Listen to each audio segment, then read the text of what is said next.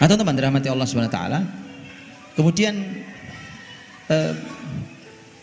ketika mereka memimpin, anak muda ini dua-duanya ini memimpin di zaman yang berbeda.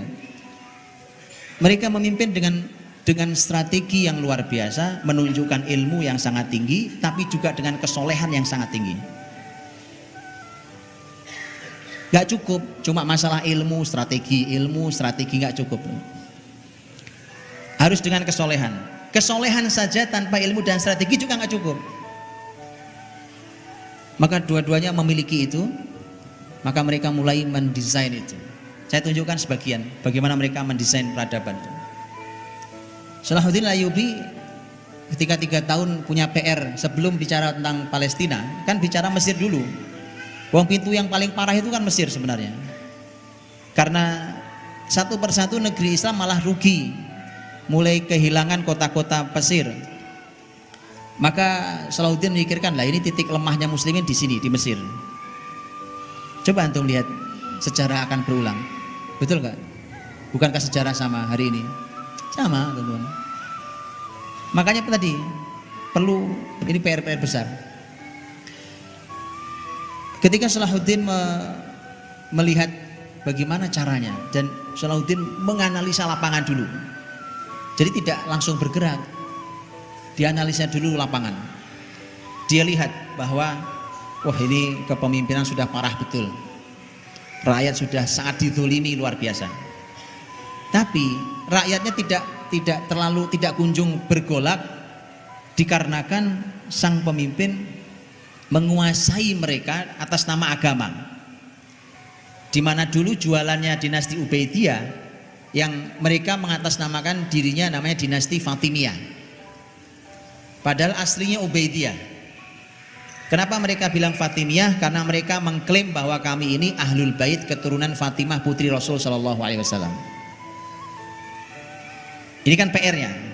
Jadi mereka bohongi itu masyarakat itu 200 tahun lamanya. Sudah ganti orang. Sampai nanti Salahuddin bekerja, gimana caranya dia supaya orang tahu Salahuddin bekerja, tapi Salahuddin itu mepet dengan pemimpin, dipepet itu pemimpin dinasti Ubaidiyah itu. Pemimpin Syiah itu dipepet betul oleh Salahuddin. Dan nyaman, pemimpin itu nyaman. Nyaman oleh dengan Salahuddin itu nyaman. Jadi Salahuddin bergerak kadang nggak pakai tangannya sendiri. Tinggal kirim ke orang lain dari bawah meja, kan, antum aja yang bergerak. Saya tak pepet dia ini, biar dia nyaman dengan saya. Dia punya strategi luar biasa. Gak asal hantam sana hantam sini, gubrak, gak begitu. Itu penting sekali-kali teman-teman, penting sekali-kali. Saya sering menyebutnya dengan pemadam kebakaran. Kalau ada kebakaran, bus dinyalakan oleh musuh Islam, padamkan. Nyala lagi, bus padamkan lagi, begitu. Muslimin memadamkan itu. Tapi jangan semua jadi pemadam kebakaran. Masa ada satu negeri isinya petugas pemadam kebakaran semua? Jangan semua. Karena kalau antum sibuk memadamkan api, kapan antum membangunnya? Itu masalahnya. Jadi tolong bagi tugas. Ya, bagi tugas. Maka harus diilmui dulu. Salahuddin analisa betul di lapangan.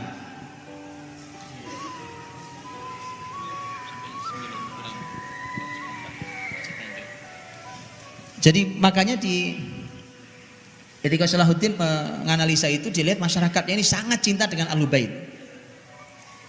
Kecintaan pada Ahlul Bait tidak salah, teman-teman. Memang itu perintah Rasul kita.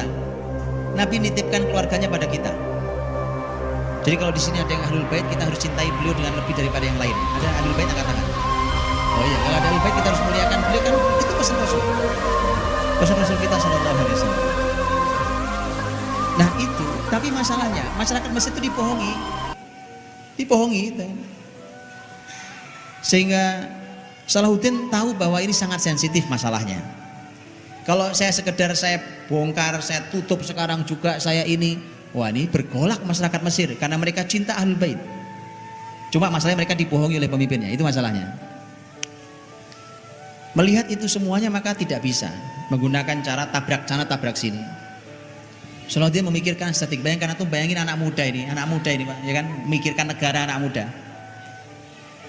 Maka dia harus punya strategi. Karenanya ketika perintah dari Aleppo datang, dari Halab, dari Nuruddin Zenki datang perintah pada Salahuddin, agar kamu wahai Salahuddin segera meminta kepada para khotib Jumat di mimbar-mimbar agar berdoa untuk khalifah dinasti Bani Abbasiyah.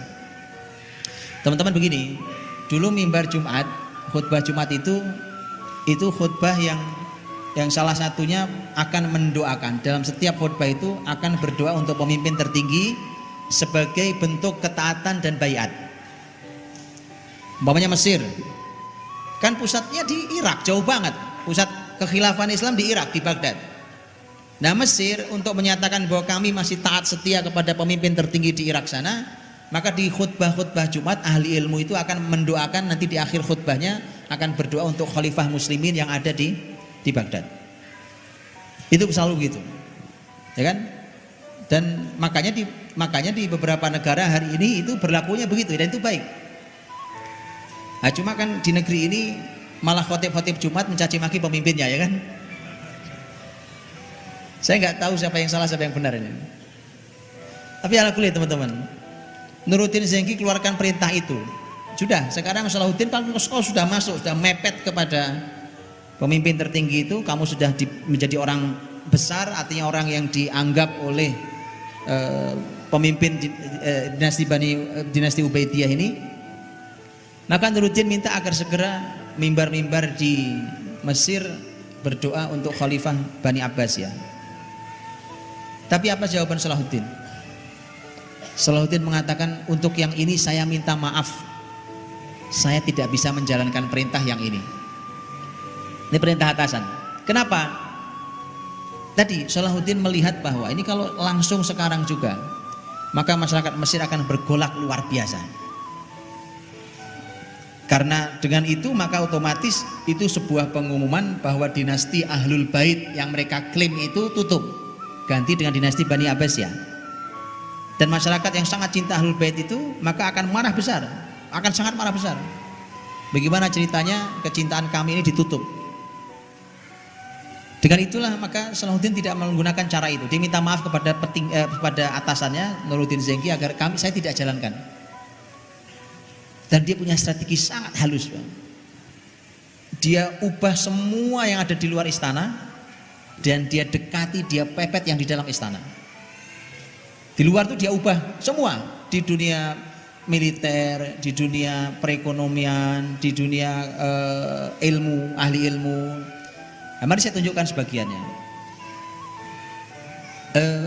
Umpamanya di dunia militer Salahuddin menganalisa jenderal-jenderalnya yang mana nih, dianalisa. Oke. Karena tentu tongkat perintah ada di para panglima, maka Salahuddin satu persatu mencari para jenderal, para panglima yang sunni, maka dia masukkan, dia geser, gitu Bang. Dengan sangat halus di wilayah itu, nanti masyarakat nggak perlu tahu. Di wilayah perekonomian tadi saya bilang bahwa masyarakat saat itu sangat tertekan dengan perekonomian yang sulit, dengan pajak yang menghimpit, sementara mereka juga tahu bahwa istana berpesta. Mereka tahu itu. Karenanya mereka sakit hati betul, dan karenanya Salahuddin memperbaiki perekonomian masyarakat dengan luar biasa. Secara perekonomian coba diperbaiki, dinaikkan taraf perekonomian, begitu Pak. Itu karya luar biasa. Tentu dia nggak sendiri, dia punya tim, dia desain semua itu, perekonomian dia naikkan. Di sisi wawasan ilmu, karena kan sebenarnya yang menjadi masalah adalah ilmu mereka yang salah, ilmu masyarakat Mesir yang salah saat itu, makanya mereka harus diperbaiki. Maka Salahuddin memperbaiki dari sisi itu. Dulu mercusuar tertinggi untuk kampus Syiah adalah Al-Azhar.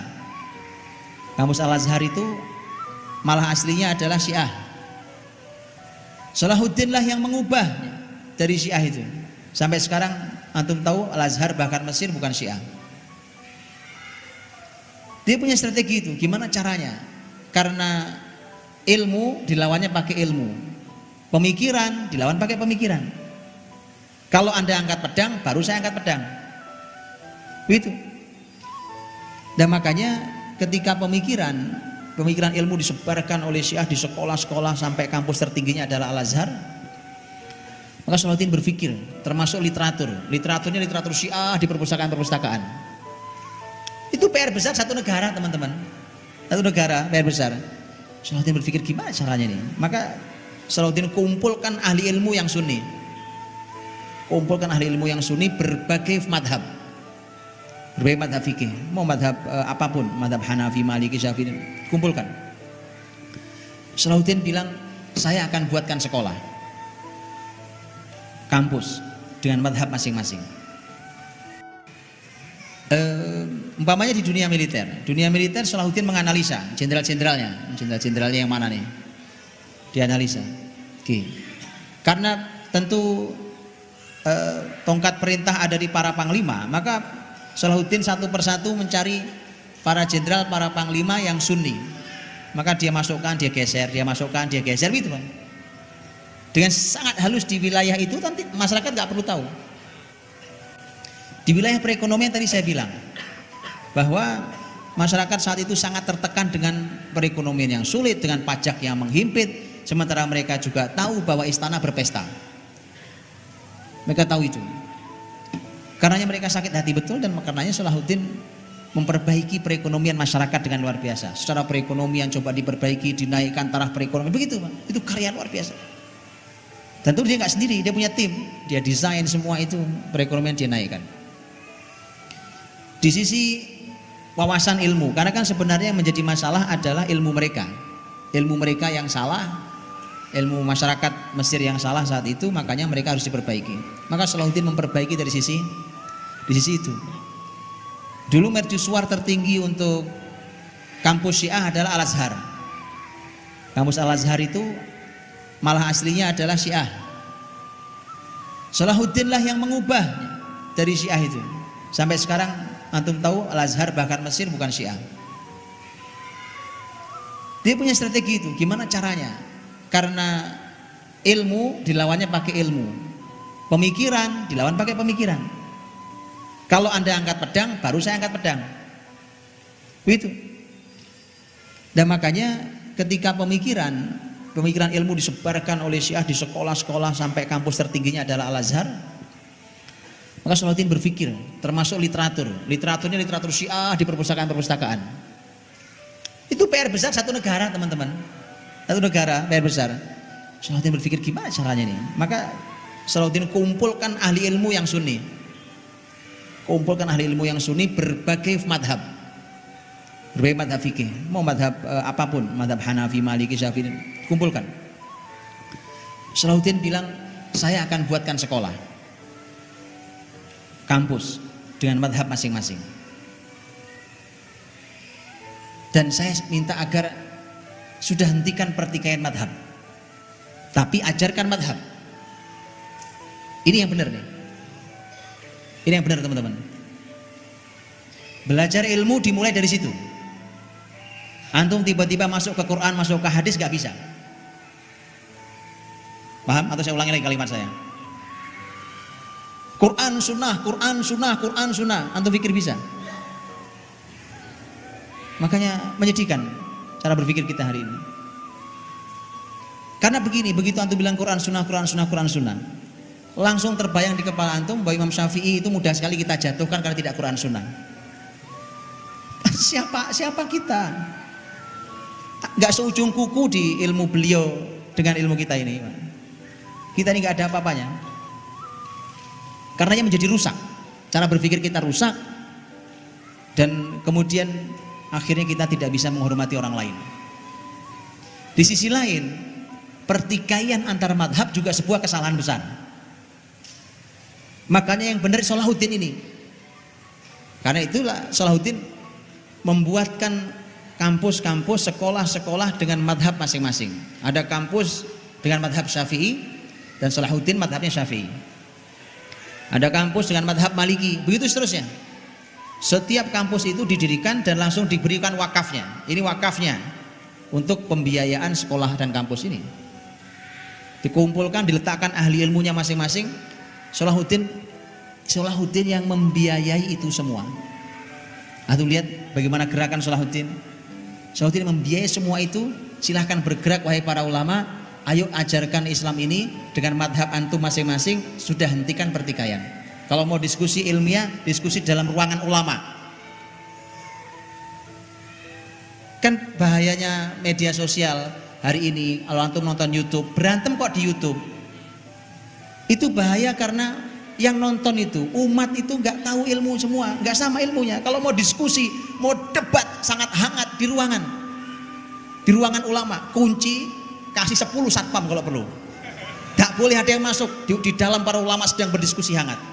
Begitu, berantem kok di YouTube, balas-balasan. Ini gimana ceritanya sih? Mau sampai kapan seperti itu?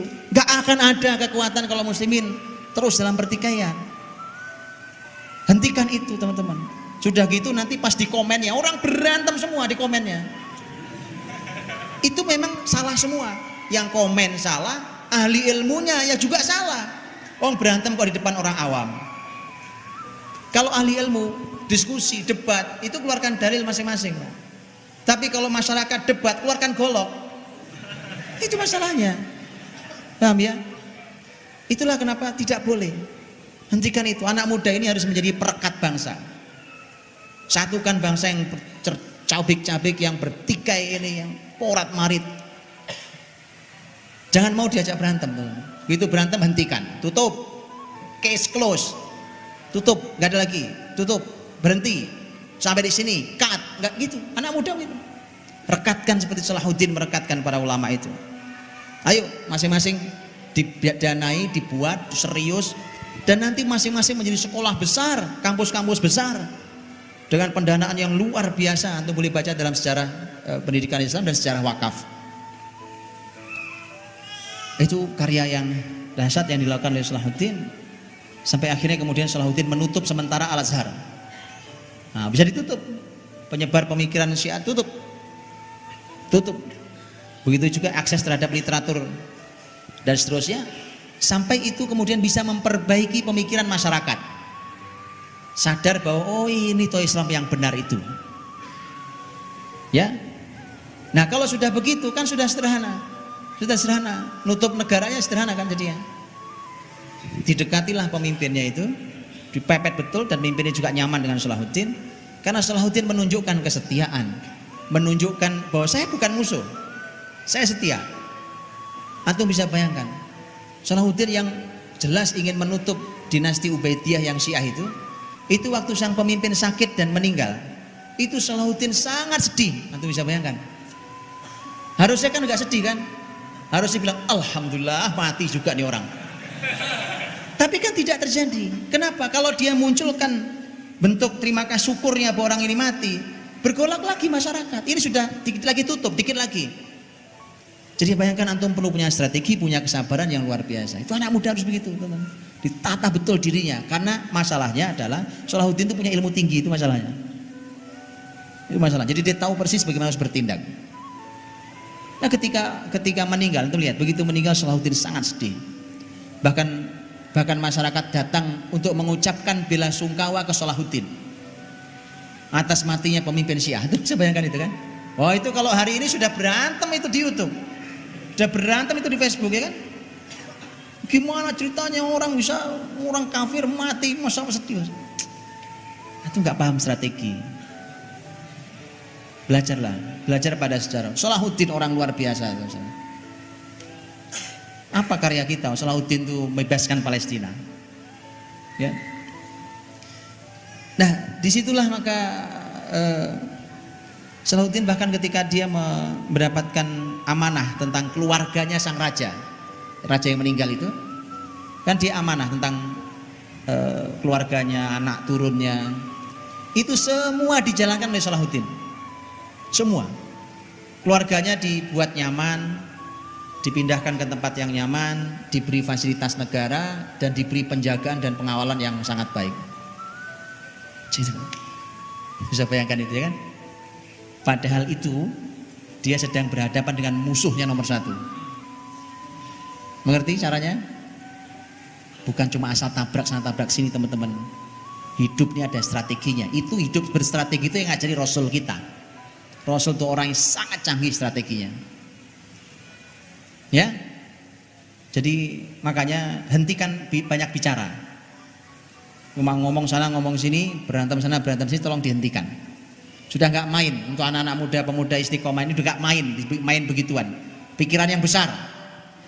Yang besar tadi saya katakan, ayo bangun pemikiran yang besar. Tutup resmi. Begitu tutup, Salahuddin resmi dia yang ambil alih kepemimpinan seutuhnya. Nah itulah hari dia mengawali dinasti Al-Ayyubiyah. Masuklah gitu. Kemudian setelah itulah baru kemudian masuk ke Palestina. Masuk Palestina. Perang Hittin tahun 583 itu dan berhasil mengusir orang-orang Salim. Muhammad Al-Fatih juga demikian. Muhammad Al-Fatih juga membangun luar biasa. Bisa antum bayangkan bahwa kalau urusannya jihad mereka mujahid semua. Urusannya ilmu mereka alim semua. Urusannya abid, ahli ibadah, mereka ahli ibadah semua. Ahli ibadah semua. Urusannya apa? Mereka membangun, mereka adalah bapak pembangunan dua-duanya. Sama, Muhammad Al-Fatih juga sama. Dia membangun itu semua dengan sedemikian luar biasa. Luar biasa. Di semua bidang, sama dengan Salahuddin. Bukan hanya sekolah tadi ya, di segala macam infrastruktur masyarakat, bimaristan, ada rumah sakit hari ini kita nyebutnya. Begitu juga Muhammad Al-Fatih membangun itu dengan luar biasa. Dan kalau Salahuddin itu memindahkan dari Al-Azhar dipindahkan ke Ibnu Tulun. Tadinya pusatnya di Al-Azhar sebagai pusat ilmu, karena dia tutup untuk menghilangkan jejak dulu dari masyarakatnya, maka dia pindahkan ke sebuah tempat namanya Ibnu Tulun. Dan sampai sekarang Ibnu Tulun masih tempat yang luar biasa.